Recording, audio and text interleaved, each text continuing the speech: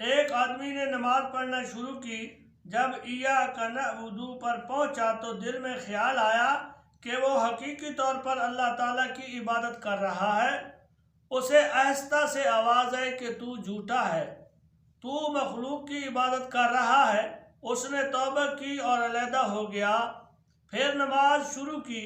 جب ایاک نعبد پر پہنچا تو آواز آئی تو جھوٹا ہے، تو اپنے مال کی عبادت کرتا ہے۔ اس نے سارا دن مال صدقہ کر دیا، پھر نماز شروع کی۔ جب ایاک نعبد پر پہنچا تو آواز آئی کہ تو جھوٹا ہے، تو اپنے کپڑوں کی عبادت کر رہا ہے۔ اس نے بقدر ضرورت کے سوا سب کپڑے صدقے کر دیے، پھر نماز شروع کی۔ جب ایاک نعبد پر پہنچا تو آواز آئی اب تم سچ کہتے ہو، اب تم اپنے رب کی عبادت کرتے ہو۔ رونق المجالس میں ہے، ایک شخص کے کچھ بالوں کے گون گم ہو گئے، اسے معلوم نہ ہو سکا کہ کس نے اٹھائے ہیں۔ جب اس نے نماز شروع کی تو اسے یاد آ گیا، سلام پھیرا اور اپنے غلام سے کہا فلاں بن فلاں کے پاس جاؤ اور اس سے بالوں کے گون واپس لو۔ غلام نے پوچھا کب یاد آیا؟ کہا جب میں نماز پڑھ رہا تھا۔ غلام نے کہا میرے آقا، آپ طالب گون تھے، طالب خدا نہ تھے۔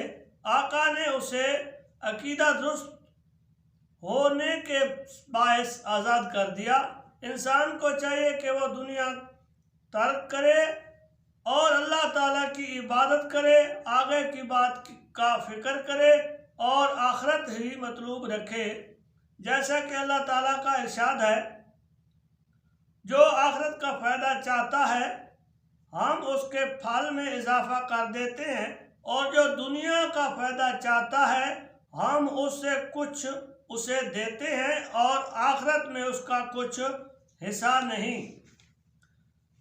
دنیا کا سامان یعنی لباس، خورد و نوش وغیرہ، اور دنیا چاہنے والوں کے دل سے آخرت کی محبت ہی نکال دیتے ہیں۔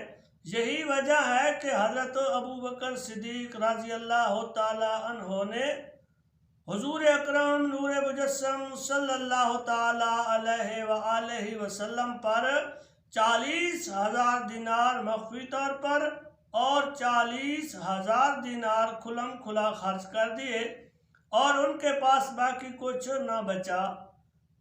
سرکار دو عالم صلی اللہ تعالیٰ علیہ وآلہ وسلم اور آپ کے گھر والے دنیا اور اس کی لذات و شہوات سے دور رہتے۔